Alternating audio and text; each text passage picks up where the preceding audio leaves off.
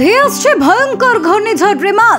আবহাওয়াবিদদের মতে পূর্বের অনেক ঘূর্ণিঝড়ের চেয়ে ভয়ঙ্কর হতে পারে এটি, কারণ শক্তিশালী ভূমিকম্প সৃষ্টির জন্য যে 4টি উপাদানের প্রয়োজন হয় তার 3টি বঙ্গোপসাগরে বিদ্যমান রয়েছে। 2009 সালের 25শে মে সুন্দরবন উপকূলে আছড়ে পড়েছিল ইতিহাসের স্মরণীয় ঘূর্ণিঝড় আয়লা। এর ঠিক 15 বছর পূর্তির দিন আবারও ঘূর্ণিঝড়ের পূর্বাভাস দিয়েছে আবহাওয়া অফিস। বাংলাদেশ ও ভারতের পশ্চিমবঙ্গ উপকূলে এই ঝড়টি ব্যাপক ক্ষয়ক্ষতির কারণ হতে পারে বলে আশঙ্কা করছে ভারতীয় আবহাওয়া অফিস। রেমাল নামের আসন্ন এই ঘূর্ণিঝড়টি বঙ্গোপসাগর থেকে প্রবল বেগে উপকূলের দিকে ধাবিত হবে।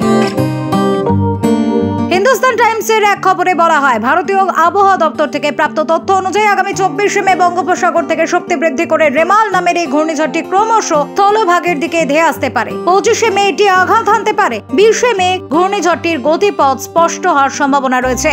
রেমালের প্রভাবে 24শে মে রাত্রি থেকে শুরু হতে পারে বৃষ্টি উপকূলবর্তী এলাকায়। বৃষ্টি চলবে 26শে মে পর্যন্ত।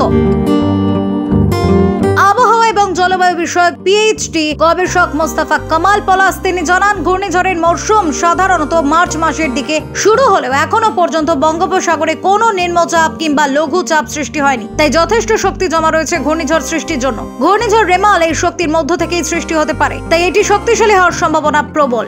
শক্তিশালী ঘূর্ণিঝড় সৃষ্টির জন্য যে 4টি প্রধান উপাদান প্রয়োজন তার মধ্যে 3টি এখন দক্ষিণ ও মধ্য বঙ্গোপসাগরে বিদ্যমান।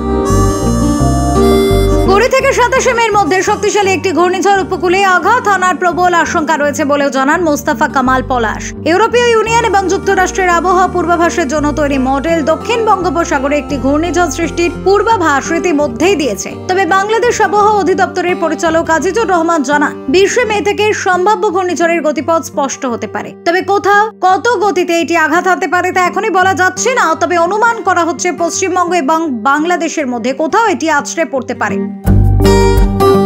2009 সালের 24শে মে সুন্দরবন উপকূলে আঘাত হানা ঘূর্ণিঝড় আয়লায় বাতাসের গতিবেগ ছিল ঘন্টায় সর্বোচ্চ 90 কিলোমিটার। এই ঘূর্ণিঝড়টির কারণে সবচেয়ে বেশি ক্ষতিগ্রস্ত হয় দক্ষিণ পশ্চিমের জেলাগুলি। আয়লায় প্রাণহানি বেশি না হলেও উচ্চ জলোচ্ছ্বাসে পরিবেশগত বিপর্যয় ঘটেছে ব্যাপক হারে। কৃষি জমি, চিংড়ির খামার, পুকুর, ডোবা সবকিছু লবণের বিষে আক্রান্ত হয়, ফলে জীবন জীবিকায় চরম সংকট দেখা দেয়।